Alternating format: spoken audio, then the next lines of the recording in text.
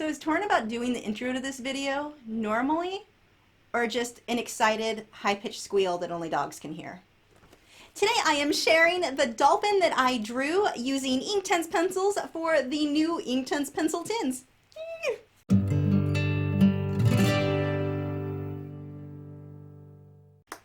Hi, I'm Lisa, the artist behind Lachri Fine Art. Derwent asked me to paint the artwork for their new tins for the Inktense blocks and the pencils. Once I was done doing my happy dance, I definitely agreed to do so. So the first project I'm going to share with you, I did completely with just the Inktense pencils. Next week I'll be sharing the tin that I painted using just the Inktense blocks. Now you guys know I typically work with both together, but you'll be able to see how you can just use one or the other to complete a full painting. If you are supporters over on Patreon, the 2-hour version of this tutorial is available for you now, so make sure to head over and check that out. If you are unfamiliar with Patreon, every single week you get a new, except for Thanksgiving. It's Thanksgiving week and I didn't upload one this week. But normally every week you get a new painting or drawing tutorial for as little as $4 a month. You also get access to over 100 of my previous painting and drawing tutorials, all 1 to 2 hours long. Now that we're done with that self-promotion, let's move on to this demonstration. I am using Fabriano Artistico Hot Pressed watercolor paper for this, and I've got the dolphin and the fish all masked out with masking fluid.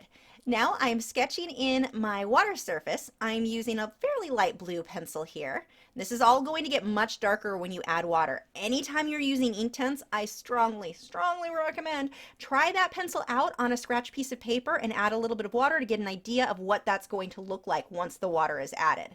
I'm not pushing very hard here. I'm keeping a pretty light hand. So there is my water surface. Next, I am going to work on the ocean floor, and for this, I'm going to sketch in little sections where I leave the white bits showing through. This will look like the light rays coming through the water surface reflecting on the ocean floor.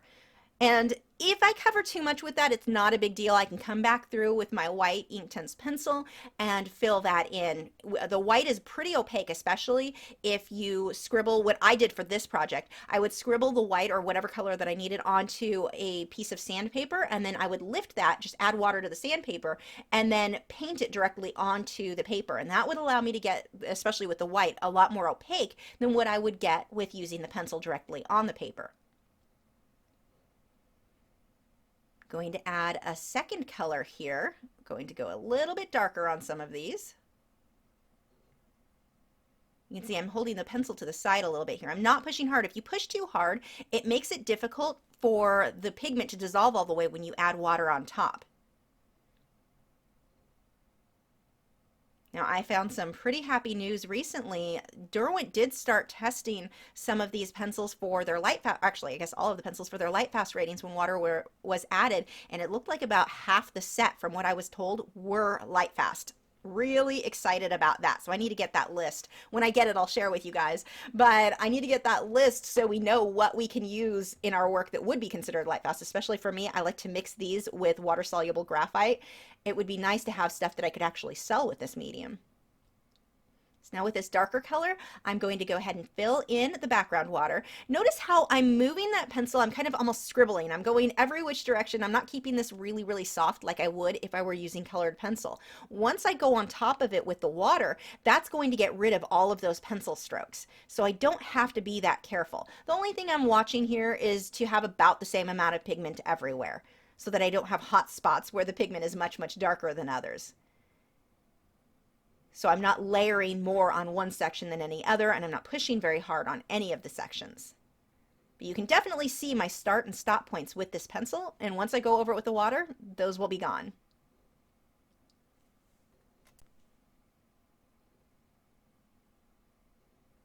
So here I'm using a brush with water and just lightly going over everything, and look how deep that color goes. And this is why you want to always test it on another piece of paper, because dry looks very different than it does once you add water.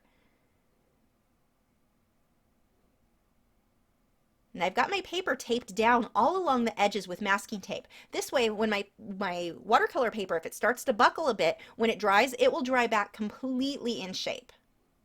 So I'm not going to have big waves that you'll see as I'm working through this. And I will use the hair dryer to dry things faster, and that helps to pull the paper back into shape as well.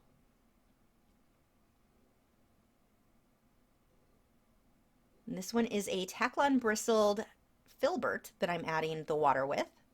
And I use several different brushes with the Inktense. I like both watercolor and the brushes for watercolor slash acrylic paints. So anything that's marked for those, give it a try. I like different things than you may like, so definitely test it out. There's that sandpaper I talked about where I scribble on to that with some of the actual pencil and then take water in a brush and lift it. So I'm making an ink mixture there that I can paint directly onto the paper. Now my previous layer was completely dry. Notice that this is going to be more translucent because I've added a lot more water.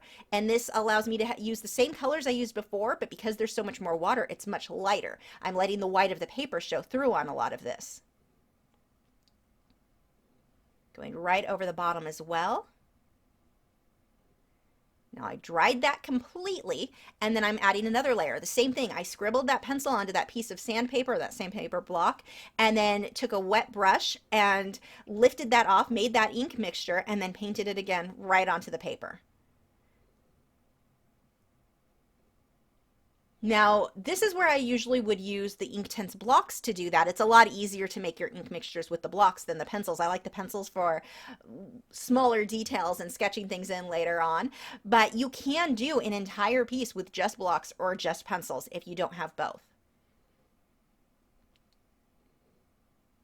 And see how I'm making these little sections of the sand where I've got the little rays of light showing through. I'm making them get smaller and smaller as I move towards the back, which helps with my perspective there. You don't want them all to be the same size going all the way back, or else it just kind of looks more like a wall of shape instead of something that's more flat and moving away from you. I let that dry, and now I'm adding another coat. I want to make sure this has a lot of color saturation, and you can repeat this process until you get it dark enough. I've heard people complain that they felt that the Inktense didn't have enough color saturation. That just means add more layers. You're not going to hit a point where you can't add more because you're never really damaging the tooth of the paper with this, especially if you're applying a lot of the mixture with the pencils like I do. So I let that dry, I removed the masking fluid, and now I'm going to go ahead and start sketching in my first layers of the fish. And these guys are going to take a lot of layers to get all the colors that I wanted in here. Now it was important for this design, since it was for the tin, it needed to be able to work no matter how it was cropped. So it can be cropped more as a square where you're losing some of the sides, or where you're losing some of the top and the bottom of the piece, or a part of the fish being cut off. All of the different crops on this have to work for the different sizes of tins.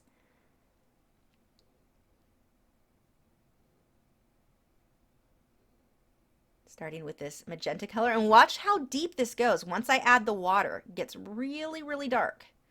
So just always test that. I can't stress that part enough. Always test it on another piece of paper so you're not surprised when you add water that the color is not quite what you thought it was going to be. Now, if you did have an accident with these and something was not the color you wanted, it's no problem. One of my favorite things about this medium is how forgiving it is.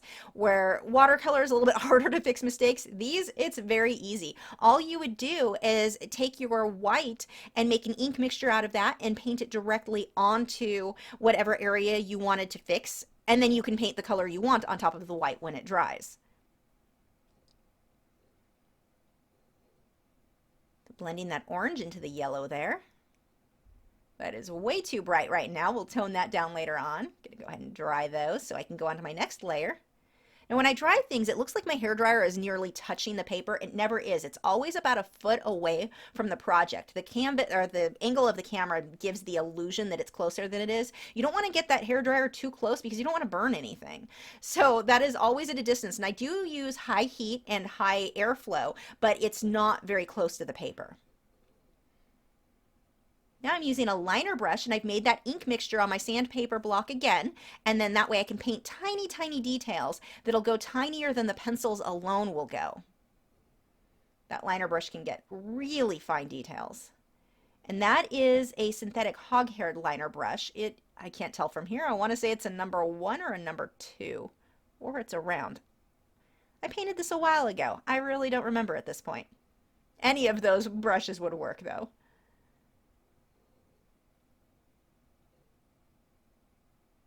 Just continuing to add little detail.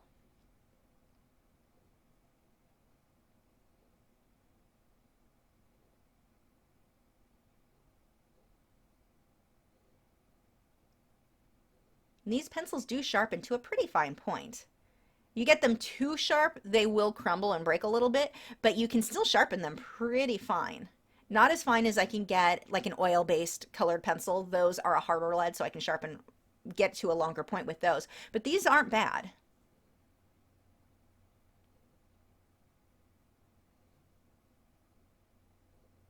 And those orange fish are still way too bright for this project, so I'll keep toning those down because I really want the focus to be the dolphin. The fish are just kind of a side element. I don't want that to be your focus. So I've got to make sure that I make them look like they're in the water. This is where I'm scribbling on my sandpaper again, and I just lift some of that up with a paintbrush, and now I'm going to flick this onto the background so it looks like sprays of bubbles coming through on the rays of light. You can do the same technique if you were creating sand or if you were making stars. I'm just taking that stiff brush and flicking it. It's just a tiny bit of water mixed in with that ink. You can use a toothbrush as well. Just making those little straight lines. I'm going to dab some of this on there to strengthen those lines just a bit on the center. It really creates a nice atmosphere. Now, some of those fish, I realized once the dolphin was going to go in that those fish were just going to be too bright. So I will paint over those and tone them down a little bit, but I can flick more of this on later on. This doesn't have to be perfect. I can add more of those little bubbles later.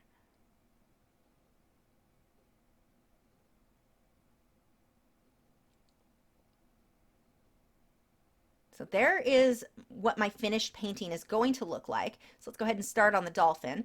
I want him to be really colorful. So I'm starting with this nice magenta color, just blocking in everything.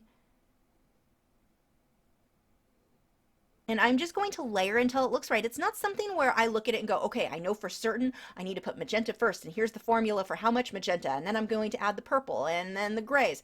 It's not really like that. It's always an experimentation. As I paint, no matter what medium I'm working in, while yes, I know how to achieve certain techniques and how to work with them, when it comes to a lot of the layering, a lot of what I'm doing is experimenting. I just want to encourage you, when you're painting, feel free to experiment. And especially in a medium like this, it doesn't have to be perfect because I can fix it. If something doesn't look right, I'm just going to layer until it does look right. Don't stress yourself out and feel like every layer has to be exactly right. It just doesn't. So there I got a little bit too dark. So what I did, that paint was still wet, or the ink was still wet. So I added water with a brush so that it was really, really wet, and then took a paper towel and rubbed some of it off to lighten up his belly.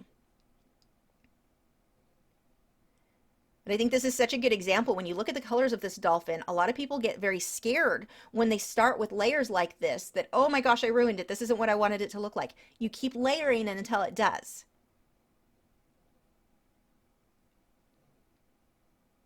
You can see it gets a lot lighter when it's dry. So that lets me know I just need more pigment. More layers. So here are the rays of light bouncing on his back and on his fins. You see how mostly they curve. I don't want straight lines there. It's very loose. I use a slightly shaky hand for that. And I want those lines, especially along the back, to curve with the body of the dolphin. If I make just like straight X's or something along those lines, it ends up looking really flat. Not the look I'm going for here. Now, as I add the white, it goes down looking very translucent. You'll think you don't have enough. It dries very opaque. So just be aware of that when you're adding white, when you're trying to lighten things up.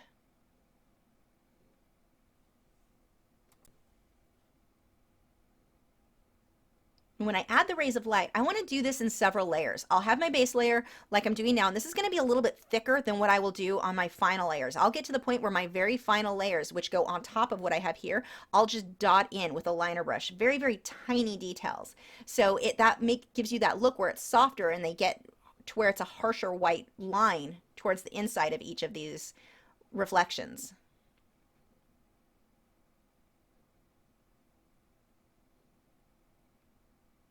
Some detailing there with the pencil directly on the paper. If you've not tried these before, you can get the really small tin. They mix so well. You can do a lot with very few colors. This medium is always fun for me to work in because it's so quick to do, especially after I work in colored pencil, which is a very slow medium. It's always fun for me to do something like this in between this or acrylics where you can get it done so quickly. It's almost like instant gratification. And so see how I'm blending on the belly where it's darker on the outside and I want to lighten up on the inside, but I want it to fade. I want it to be a nice soft transition there. Some more work on the fish. I've got to start adding some blue, which makes it look like they're in the water and not just stickers stuck on top of the paper. Pulling out a few more highlights on this guy. This one is a flat Taklon bristled brush.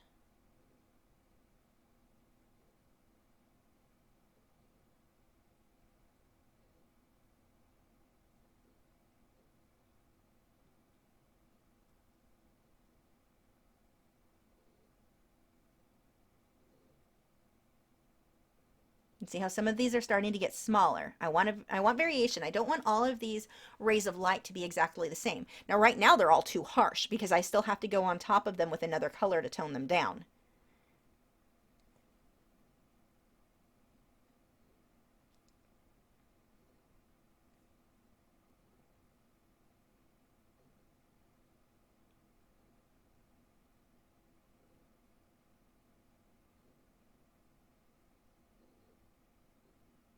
I'm going to go ahead and dry that all the way.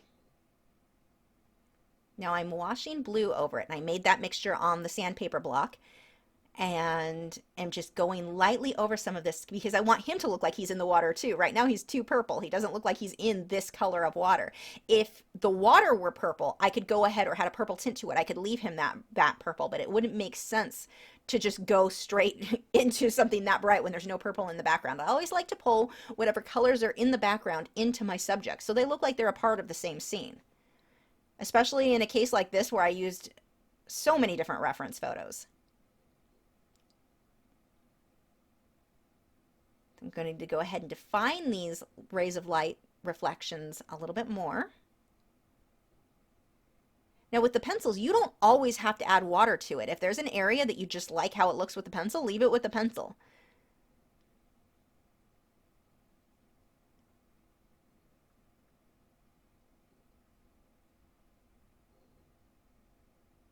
And I want to keep building because like I said before, you'll get to where it seems very dull, especially when dry. Just keep adding layers until it stays as saturated as you want it to be.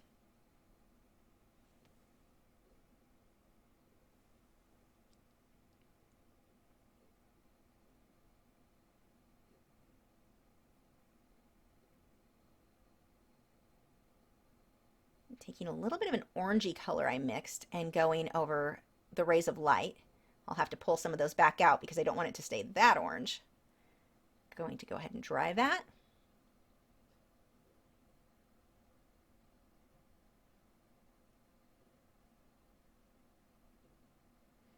This is where I was talking about before with the layers that you get with the rays of light. I've got some that are very thick and then I wash a color over them. It mutes it and then I'll define in thinner lines inside those lines. So I get this nice transition where the rays of light aren't just very, very light up against very, very dark. They'll fade where they're lightest in the middle, almost like painting a lightning bolt where they're lightest in the middle and they fade out towards the outer edges.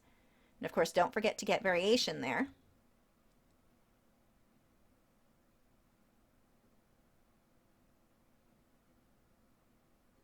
Taking that blue and going over some of the bottom areas of the rays of light. I'm using some of that blue on the fish as well. That really pushes them back quite a bit more. I'm not using too much water to blend that out.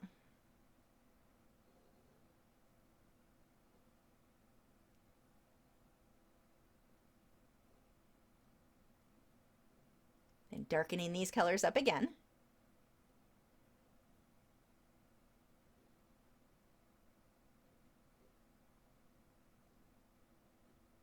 Really defining his mouth right there. And more shadows. Now, I am a huge fan of black, but I never leave black on its own. Anytime I use black, I'm going to mix other colors either over it or under it, and that creates a lot more depth. If you use black just by itself, you end up with something that looks a lot more flat, which is not a look that I like. So whenever I use black, I do go on top of it with usually blues, magentas, or reds. Or purple.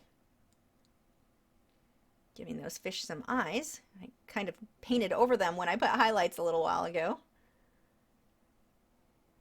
And this is what I was talking about before too, where you can't really mess something up that you can't fix. I mean, if here on a lot of those fish I had added white in a way that got rid of the eyes I previously painted, no big deal, I'll just draw them back in.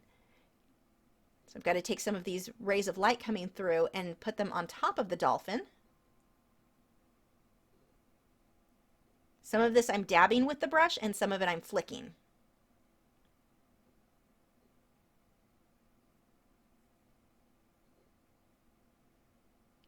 You want to watch your start point with the rays of light coming down as well. Don't just have them all coming down from the same line all the way across. See how some of those lines start higher up the paper and some are down a little bit lower? That makes it look like the rays of light are coming from all over the water surface.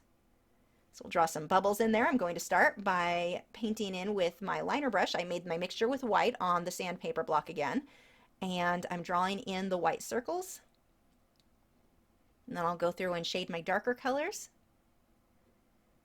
And I want them to be a little bit lighter on the bottom than on the top, and then the top section will have a sparkle, a light highlight. So now I can come back through with my pencil, darken that up. So you can see on a lot of these I'm leaving a lighter dot, that sparkle at the top of the bubble. If I accidentally cover that up, no big deal. I will just make my white mixture with the pencil and the sandpaper and paint on a little dot to brighten the sparkle on the top up.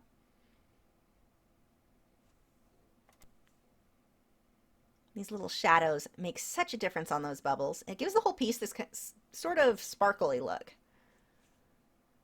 Using the white pencil directly on the paper now to create some of those highlights. Get a few more shadows in here with the dark blues as well. Really define some of those edges. And that is it for this one. And again, if you've never tried these before, you can get a small set and really experiment. They blend so well, they mix so well. If you just want to test out the set of 12, it's worth getting and trying. And just as a reminder for you guys, because I know a lot of you are going to be getting new art supplies, being that we're close to the holidays right now. If you get a new supply that you've never tried that before, whether it be this medium or any other medium, remember that your first few pieces are probably not going to be amazing. Don't let that frustrate you and don't let that make you give up. Plan on creating a few lesser than pieces, and eventually after you've done a few, then start working and focusing on making things look better. But those first few pieces, if you're using a new medium, don't beat yourself up trying to make them so perfect that you don't have fun experimenting with them. You're going to learn so much faster if you're willing to make mistakes and if you're willing to experiment. When I was a kid, my friend and I used to jump around in the swimming pool making dolphin noises. We were dorks. I really wish I remember how we did that because it would be kind of fitting for this video. Of course, then I would out myself as the dork that I am. That's no secret. You guys already knew. Have you subscribed yet? If not, I have a handy button right there. It's round, has an orange arrow to it. If you click on that, that'll help you to keep up to date with all of my new art videos every single week. And once the new year starts, I should hopefully be back to a more regular schedule, including lots of live streams. More live streams than I previously had. I will see you guys next week for the Derwent Intense Blocks turtle. Too many words. I just give up. I painted a turtle, and you guys can watch it next week.